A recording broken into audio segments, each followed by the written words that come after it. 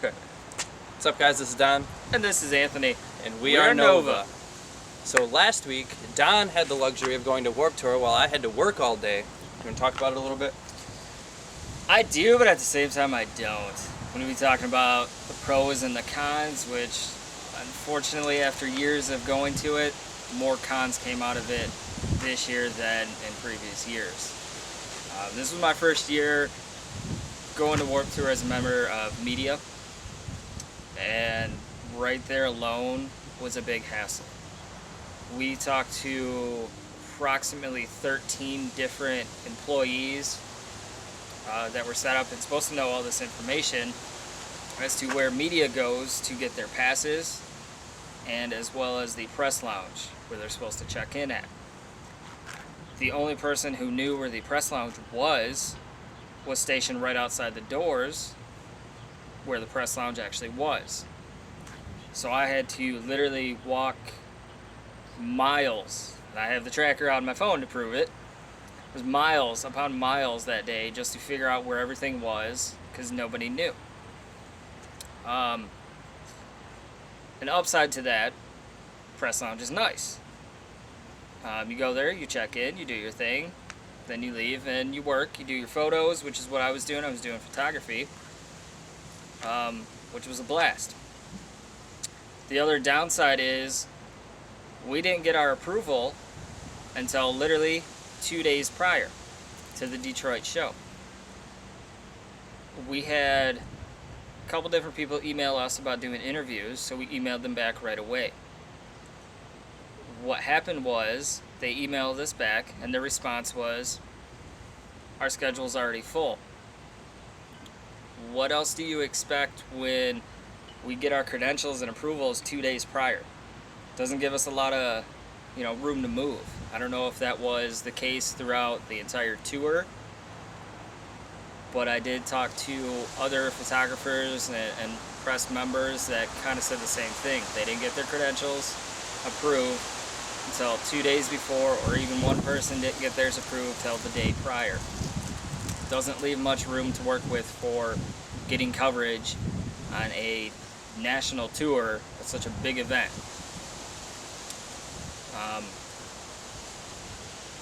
The one thing I do like that is still going on that Warped Tour always does is allowing a water bottle in up to a certain size and being able to rehydrate yourself during the water fill-up station. You're touring in the hottest months of the year, so that's always a perk to have. Anthony here has been to a Warped Tour since 2011. What was your experiences like during that year compared to, what I'm saying now? Well, back then, for anybody that may remember, we were at Comerica Park instead of the Palace. So I haven't had the luxury of going to the Palace for Warped Tour. I hear massive complaints about it. Most people don't like it. Everybody prefers the Silver Dome for all of us old school guys. But from what I remember, I was there promoting for a band. And at the time, I don't remember there being water stations. But my biggest complaint about Warped Tour is always the overall experience of trying to get to all of the bands and everything not being coordinated as well as it should be. What I mean is, like, back in 2011, when I went to Comerica Park, it had been my third Warped Tour that I had seen there. And at the time, I don't remember there being water fill-up stations. So from what I understand, that's a pretty good perk to add to it. Absolutely, especially with all these kids they spend all their hard-earned money on their part-time jobs just to pay to get in, and being allowed to bring a water bottle, whatever size it is, and being able to get free water and hydrate themselves is a damn good thing to have. So now, the difference, I've questioned about the Palace, is there more shade available there than what there was at Comerica Park? Because I remember walking around all day in the sun, and there was really no reprieve. There's so many people there. You were finding little tiny trees, and everybody's trying to huddle up together, making yourselves even more hot just to try to grab a little bit of shade. Was it any different there? The big benefit of it being able to be at the Palace is you are allowed inside the arena, which is air conditioned. You got running water in there, you got water fountains, you got all kinds of, all the vendors are open. to be able to get food and drinks and whatever you need. You can sit down in the arena and relax, cool off, get the shade. But a con to that is also when you're outside, if people don't want to go in there, you should have a little more, I guess, shaded area, more tent, maybe some more tents set up, like a shade spot, cool down area. I do remember one year, you mentioned Silverdome, that they actually did have a cool down tent. I haven't seen it since then. If you can bring that back, I know a lot more fans will be appreciative of that. Now, what did you think about the lineup this year? I remember the last year that I went, the lineup included bands like 303, Rise Against, and Drugs was there. The lineup, it seems like Warped Tour every year is trying to focus more on the heavier metalcore bands, which is fine and dandy. You get all these big bands, your Miss May I, your August Burns Red, Bring Me the Horizon, etc. But when Warped Tour started off, it was all the old school punk bands, your Blink-182, your No Doubts, bands like that. Start bringing more of that genre back and combine it with the heavier stuff. That way you're appealing to a bigger crowd than just the kids today who are all into the metalcore and the heavier chug stuff. Another big con is timing of opening up doors to when you start bands. I understand you have a lot of bands, but I had people texting me while I was inside already saying, dude, I'm still not in. It's after an hour. They're already missing 3-4 of their favorite bands. Either open up the doors earlier or start the bands later. So you got to do something there to kind of, help the fans out and want them to keep coming back every year. Now, another thing I experienced in past Warped Tours too, I don't know if maybe they fixed this problem or not, but band set times. There were bands that would play their normal amounts of sets, but maybe their techies or their roadies along the side were slowing down setup processes for the next band, putting all of these stages behind. So now suddenly, when you wanted to see your favorite band play at 12:45, they had a 20-minute set and you still had time at 1:30 to make it to your next favorite band. You didn't have the chance to do that anymore. Was it the same this year as it was in previous years? Yeah, it's always going to keep doing that. There's always you can plan for mishaps, but at the same time, Warped Tour is a set schedule. It's got to stay on task to tear down and make it to the next thing. As the Warped roadies always say, it's a mini city that you're building together and taking down all in the same night. So they got a very tight schedule they got to keep to. If a band gets their set cut short because of technical difficulties, they just got to carry on and keep doing what they got to do. It sucks. Fans don't like it, but the fans got to understand and appreciate the hard work that the crew that sets everything up to provide the happiness for the fans. It's not easy. You got to work with them a little bit on that. Now, do you think another thing that might set this up? Do you think maybe the Warped Tour roster is getting too crowded? They're trying to throw too many bands into one day, and it's just turning out to be a disaster. Do you think maybe possibly turning it into like a 2-day schedule or a mega festival, like some of these other things are doing, like Rock on the Range, and the one in Chicago, I forget what it's called. Riot Fest. Yeah, Riot Fest, there you go. Like Dirt Fest this year is turning itself into a 2-day schedule. Check that out pretty soon too. Do you think that might be an option for these people?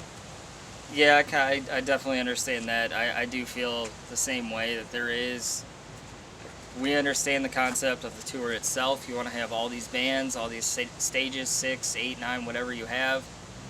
Maybe cut down 10 bands or something like that and kind of help it organize it a lot better. Because when you throw that many bands into just one day, it's kind of asking for the chaos and the stress and the lack of sleep, if you even get any. That may be something to think about. I know I would still come, even if you did cut 10 bands from the list. Instead of making it over 70 bands, make it just like 60. And maybe things will go a lot smoother, a lot easier, save some money a little bit maybe. Another thing that I would like to bring up too, and I've paid attention even though I haven't been able to make it there, Warped Tour does a battle of the bands every year for a local band to make one of their stages. One thing that I want to say that I've always noticed was a con is this band that works really hard to try to get these votes and all of these people and promoting it, they still get stuck on some little side stage somewhere that nobody really gets to hear about a whole lot unless they're following the Battle of the Bands as it is. So they're not pulling in too much of a new crowd to come to their following. Maybe Warped Tour could maybe put these guys in an earlier slot on a bigger stage, considering all the hard work and dedication that they've put in to try to get there. Basically, the gist of that is promotion. You had a Battle of the Bands to play at our show. It was the St. Andrews local stage. They had a Battle of the Bands.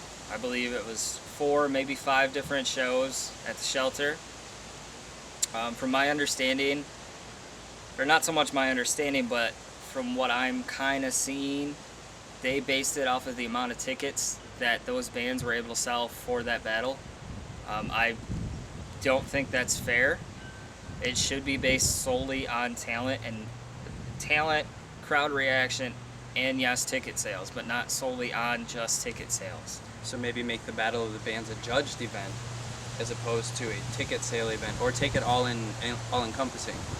Yeah. Like points, like maybe your tickets be one category, your stage performance be another category, crowd performance for judging, as opposed to just, hey, this band sold 125 tickets, but they sound terrible compared to this great band that maybe couldn't get as many tickets sold because they're a little bit newer, but deserve a little bit more of the spotlight because they pull a better reaction.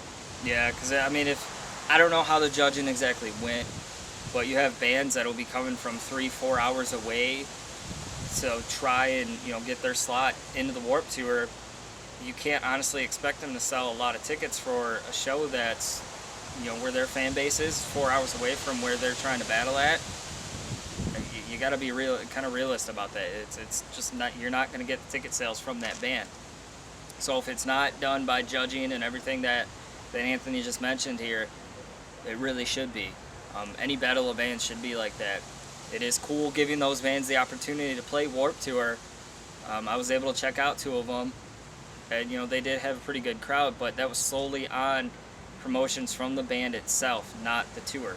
The tour needs to kind of promote it a little more and give attention to these local bands, because you never know what kind of talent you're going to find each city that this tour stops at from these local bands. Yeah, I can attest to that. I mean, in my time, I've seen a lot of bands that were far more deserving of what they were able to get, and they were shunned away simply because maybe they were just from a smaller city. They couldn't get their noise or their music out there the same way as some of these bigger city crowds could do with bands that had just kind of turned over a quick EP and then flopped out. There's been no lasting music because these bands that are working harder, these kids that have put all of their time and dedication, are getting shut down simply because there's not enough to try to help them. There's not enough support for this local scene. Everybody's just kind of like, hey, you're not going to make me any money, forget you. And I don't necessarily agree with that. I mean, a lot of these people, a lot of these kids are pouring their heart and souls into all of this stuff, and people just don't seem to be as accepting to that nowadays as maybe what they used to be. Everybody just wants to see their favorite, multi-million or a couple $100,000 a year band playing a major stage where these kids might be giving them something they could relate to a little more. Yeah. Kevin Lyman, I'm not so much calling him out, but if you do watch this and you see it, or anybody in your staff sees this, please take these into consideration. We love Warped Tour. We want to keep going every year. We're old compared to the kids that come there. We're at least 10 years older than most of a majority of your crowd. And for you to, keep going and keep wanting the old timers to keep coming, take this into consideration. We're not saying Warped Tour is the worst thing in the world, but after going for, I believe I've been going for 11 years now, it's kind of gone downhill every year that I've gone with the experiences I've had between the bands playing, the things that you have set up available for people. I want to keep coming back, but at this rate, after my experience this year, I don't want to go back next year. The only reason I would do it is simply for press and to get our name out there, essentially. I'm being completely honest with that. I will not go next year as a fan, but as a media member. Do you have anything else to say as far as Warped Tour goes? I feel like Warped Tour was initially created to bring people together for music, and now it's simply just turned into a gimmick.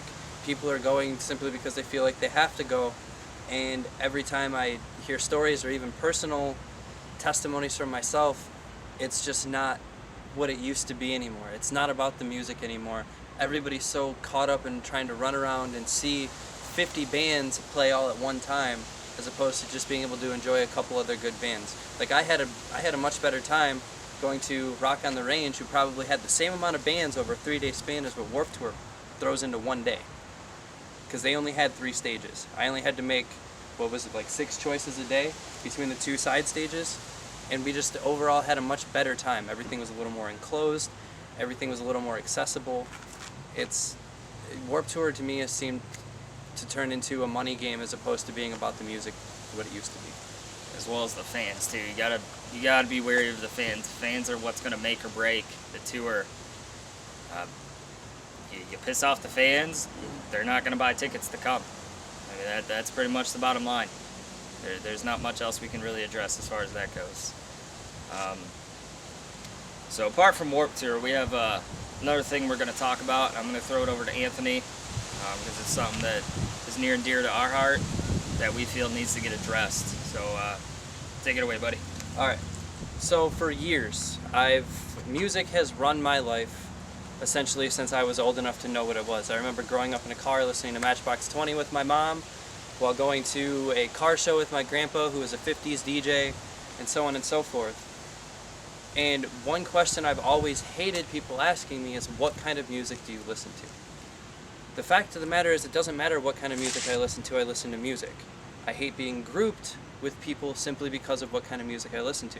Like if I were to tell you that my first go-to would be like hardcore music, like bands like Memphis May Fire at the moment, then people are automatically going to shun me away and think that I don't know anything about artists like Brantley Gilbert and country music, which also happens to be near and dear to my heart.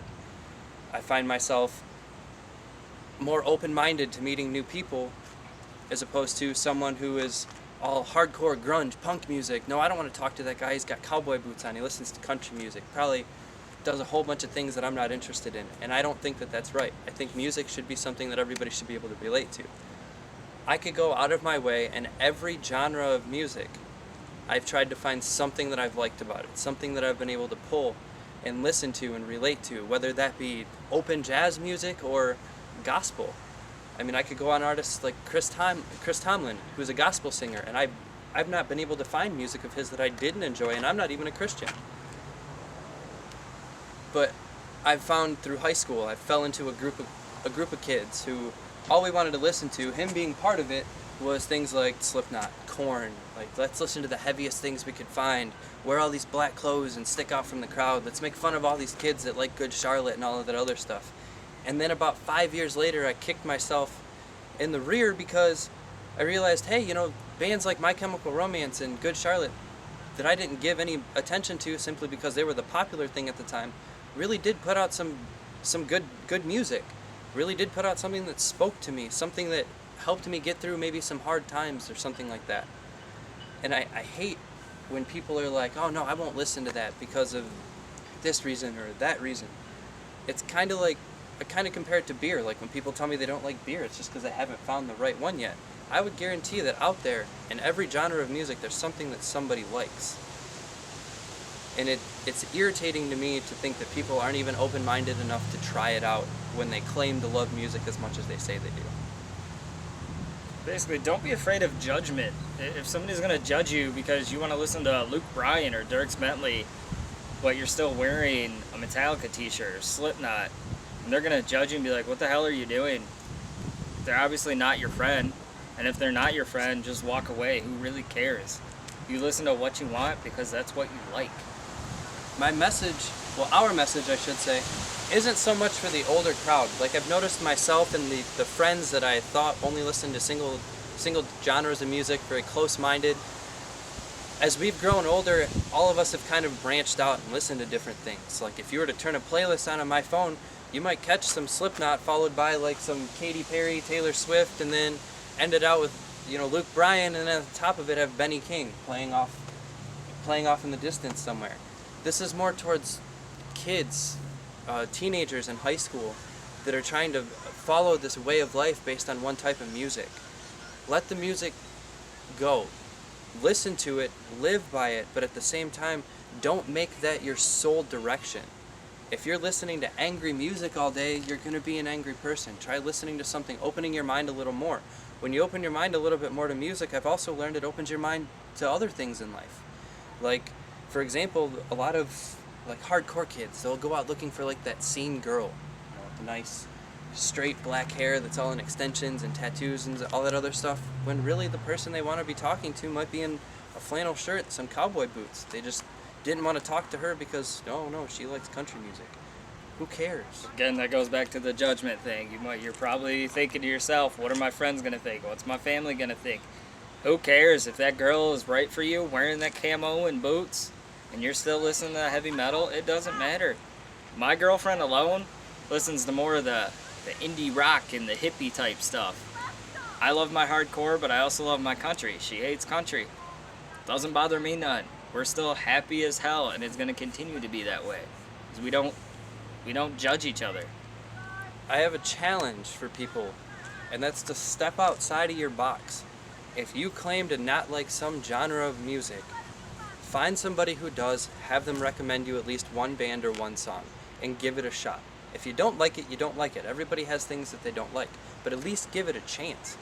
There's nothing stopping you from enjoying something other than yourself.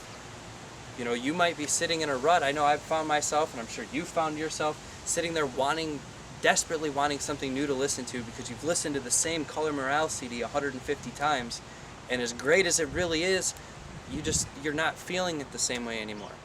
There is no end to what you could find if you actually just give it all a chance.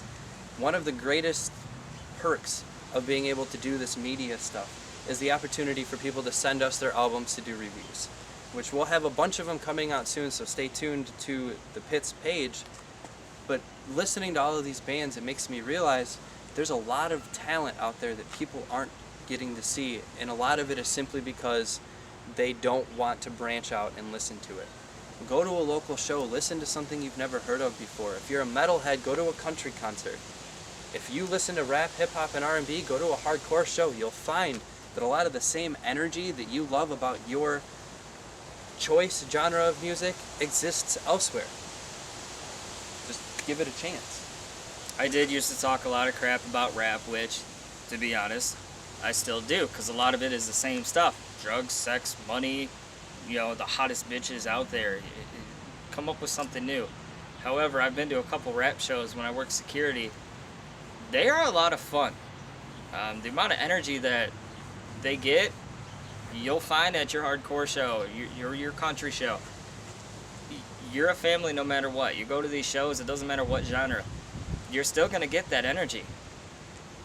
It's a lot of fun. I've been to so many different genre shows. It's all the same thing. There's a lot of energy. It's a lot of fun. I'm not judging anybody while they're there, and neither should you. I can remember some of my most fun times when I used to play music. I remember going to a show. We were going to pick up our tickets to sell to a show, and there was 5 of us. We played hardcore music, and there was 5 of us in a convertible Sunfire driving down the road listening to NSYNC as loud as we possibly could. Still happens. If you guys are watching this, you know exactly who I'm talking about. And we had more fun than ever. Why? Because nobody around us was going to tell us, how stupid we sounded or how stupid we looked or whatever, because we just wanted to enjoy ourselves. And that's what it's all about. Music isn't about getting into fights with people about it or anything like that. If you were to come up to me and be like, hey man, that band on your shirt sucks, be like, hey man, that's your opinion. I don't care. I'm going to listen to it because it's what I like to listen to. I'm not going to judge you for what you listen to. Don't judge me. Don't ask me what kind of music I listen to. I like music, and that's that. I have the Backstreet Boys documentary on my list on Netflix. If you're going to judge me for that, you have a problem. You guys are what's wrong with the society today. Nobody can throw out their opinion because it's all about who's right or wrong. Too many people are taking things personal, like he said. Somebody looks at you and says your Metallica shirt sucks, they're terrible. That's your opinion. I love Metallica. They're my favorite band. Always have been. It's what I grew up on. I've grown up on the Beatles. I've grown up on the Monkees, Mott the Hoople, Ian Hunter. You young kids, you probably don't know who they are. Look into it. A lot of these bands, like Metallica, idolize Elvis Presley, Ian Hunter, Def Leppard, one of their biggest idols, Ian Hunter. It goes, the list just goes on, and you're not willing to listen to these artists that your favorite bands idolize and started writing music to produce for you fans. You're just not given an opportunity. You're just too busy judging, saying, oh, it sucks. You don't know if it sucks if you don't actually listen to it. I know a couple of you that are like that. And yeah, I'm kind of calling you out on it. Stop judging things. Stop judging people for what they like or don't like. It doesn't matter. It's an opinion. They're entitled to their opinion. Not only that, but it's also upsetting to me when somebody comes up and they're like, hey, that band you were listening to sucks, or anything along those lines, and I look at them and I ask them why. If I tell you that I don't like something, or if I'm going to give you an opinion, it's going to at least be educated. It makes you sound ignorant when you're coming up to somebody who cares as dearly about what we're listening to as myself, as Don, as the people that we work with at the pit, as well as most of our friends. When you just come up and say, hey, that band sucks just because I don't like them. Okay, these guys are still going out of their way, taking all of their time, their money, pouring everything that they have. I know a couple bands that took off out of this area, like Sycamore, for example, who gave up everything that they had going for them for this music. And it's disheartening to hear people still want to put them down simply because they're not into their kind of music. If you're not into their kind of music, at least support their cause. At least give them the respect of them doing what they love to do, as opposed to getting stuck in some cookie cutter job behind some cubicle somewhere because you didn't want to pursue the dreams that you had. And all of us are victims to it. All of us at one point in time have given into the peer pressure, the public's eye.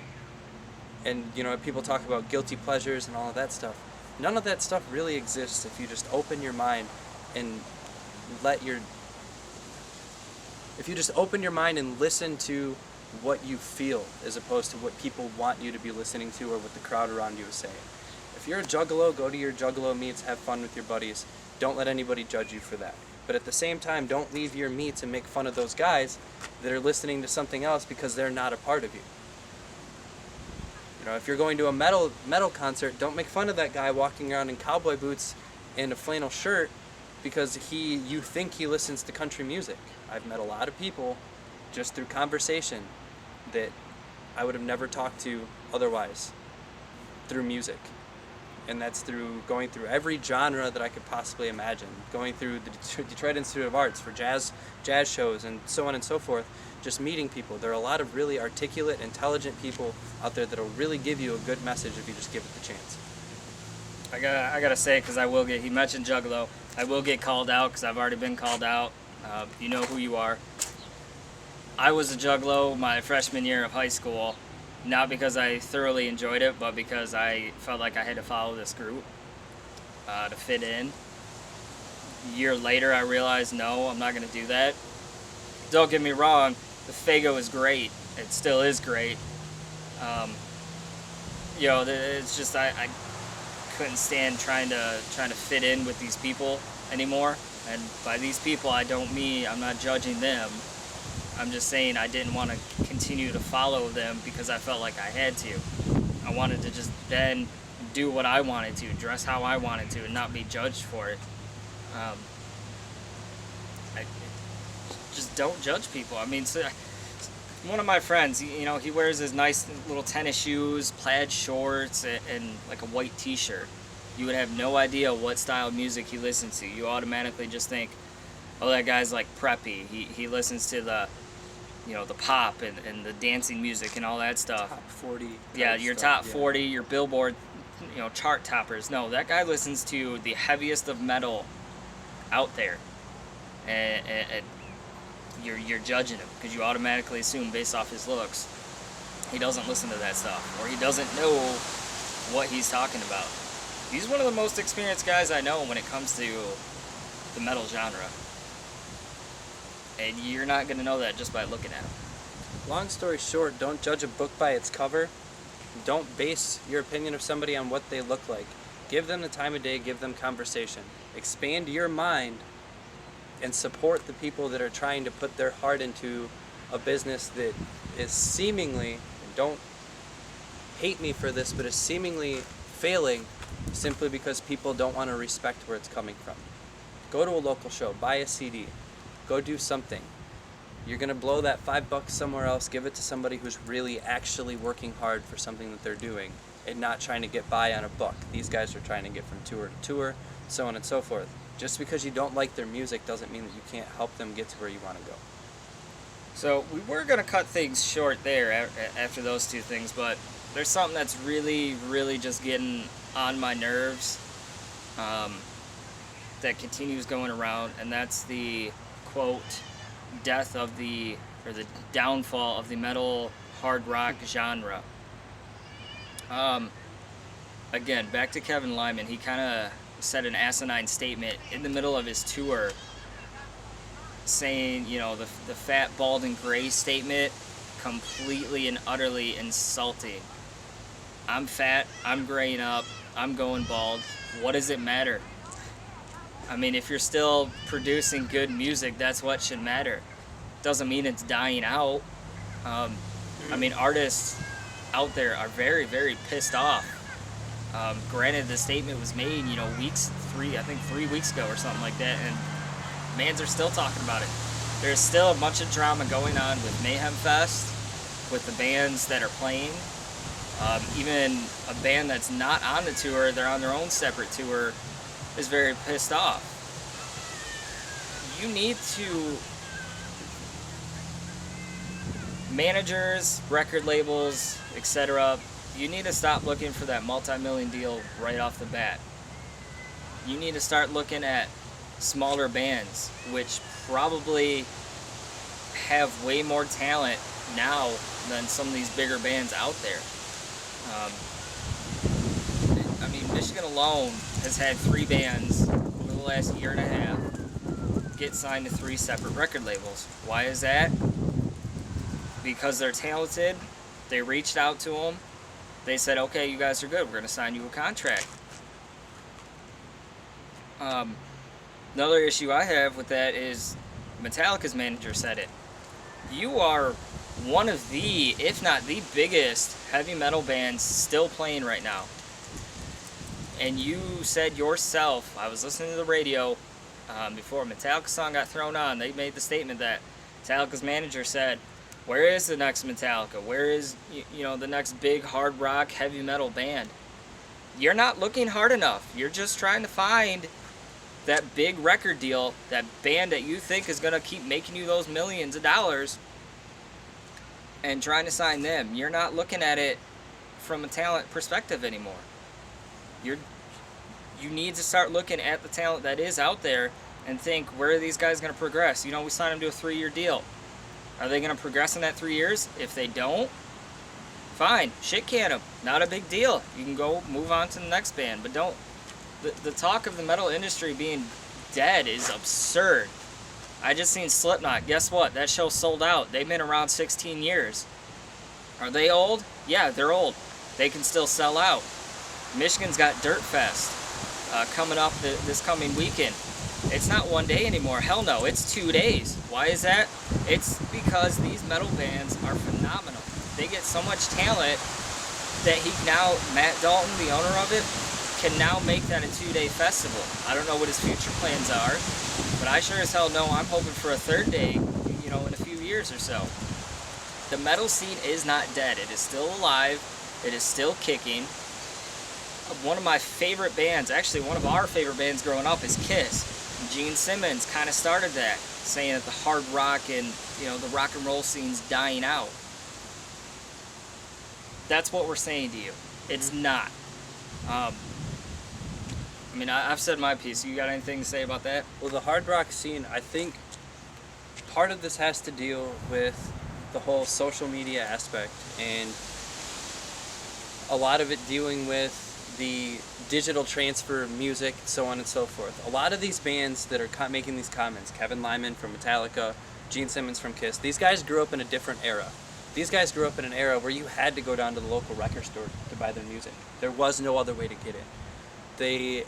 The concerts was one of the only ways that a lot of these families could afford to even see them, because, well, records were still pretty expensive back then, you know. And then with the turning age of, you know, the CD and so on and so forth, now we're in a digital age where everything's digital. Everything's now becoming pirated and free and so on and so forth. I don't think, my personal opinion of this is, I think the scene is slowly losing out. I've made the comment earlier about the scene slowly dying, but I don't think the energy is gone. I don't think it's become fat, gray, and bald, because I've been going to Rock on the Range, I can't even describe the experience of being there. Just the overall energy of the area, of seeing Linkin Park headline, seeing Slipknot headline, seeing Godsmack and Judas Priest headline. There was no shortage of support whatsoever there at these live shows. I think where the industry is dying is they're no longer making buying music a priority, because they're simply stealing it from everywhere else.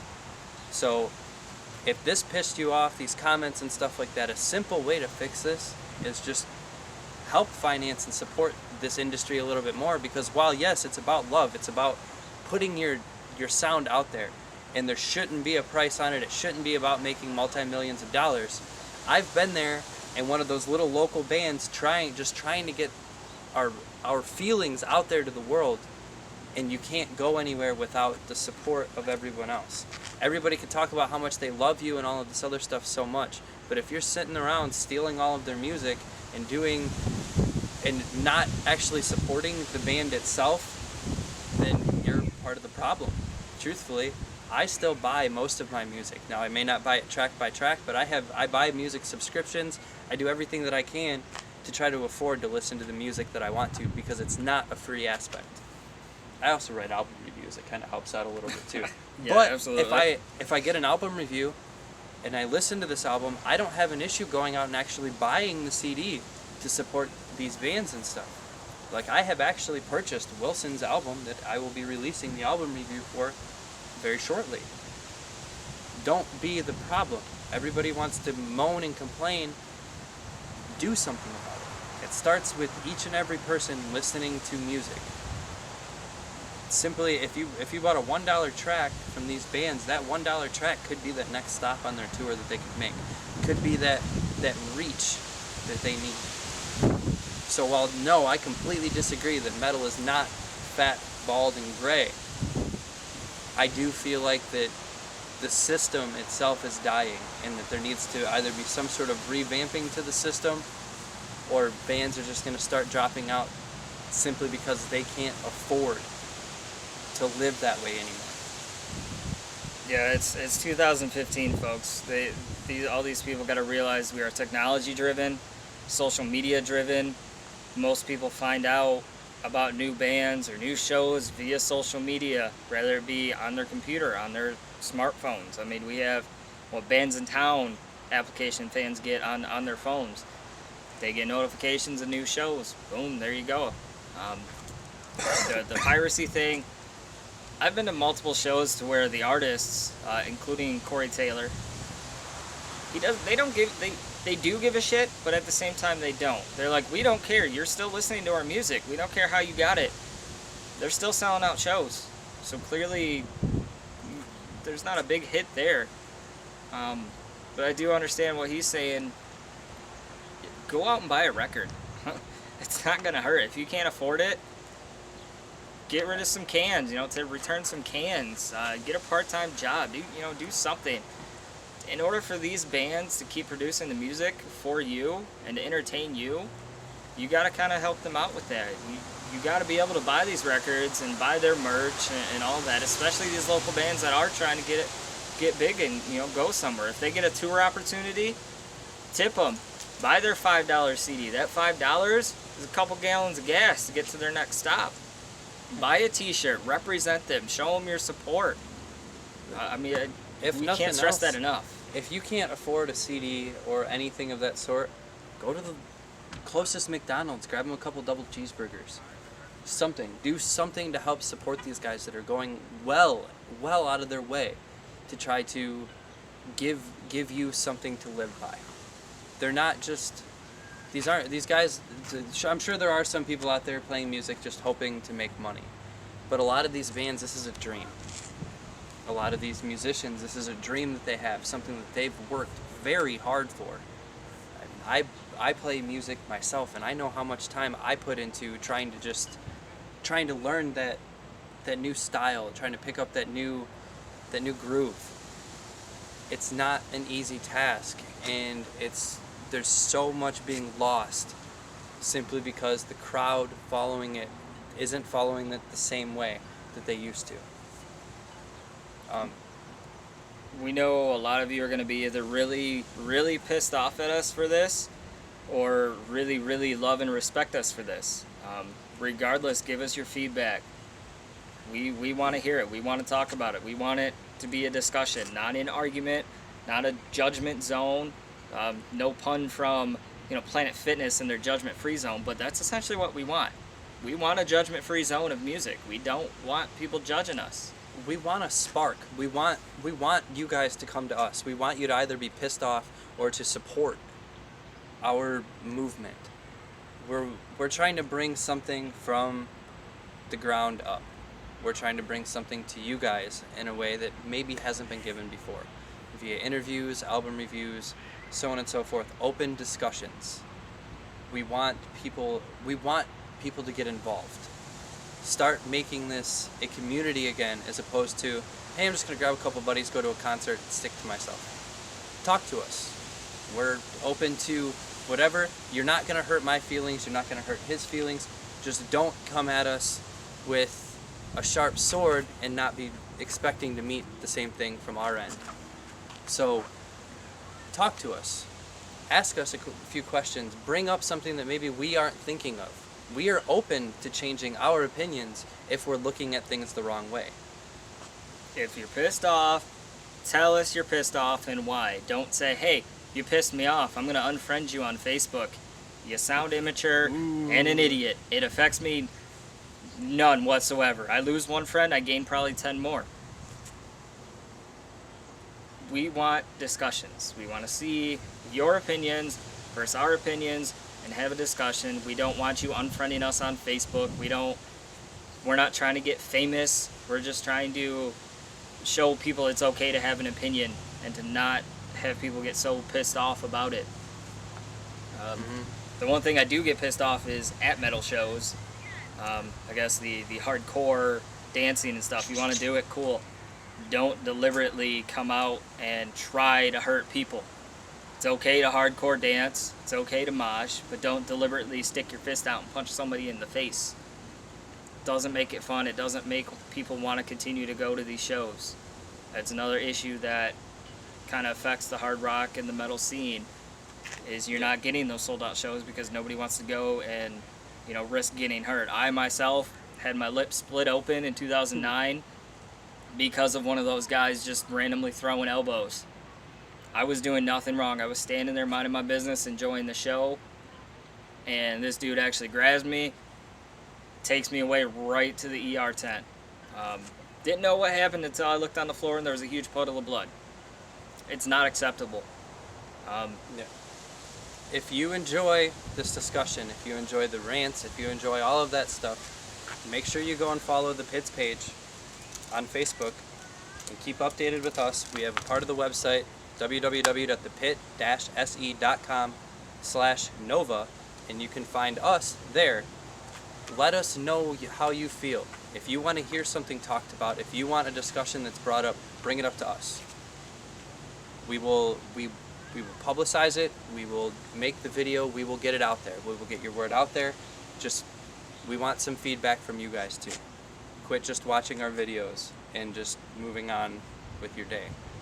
Our goal is to get people talking, is to get people moving. If it's because we pissed you off, it's at least halfway to our goal because you're at least talking about it. You got These are- something to say, say it. Let us Yeah. know. We're not afraid. We won't bite. He might, but I don't. Lately. Just okay, yeah, maybe I lied about that. We both bite, but it's not hard. It's just get to the point, you know. Yeah. Let you save the music. There's no reason for all of the hostility. It's supposed to be something to bring us together. Let us talk about it. Let us make some discussions, and you guys help us. That being said, this is Don. This is Anthony. We are are Nova. Nova.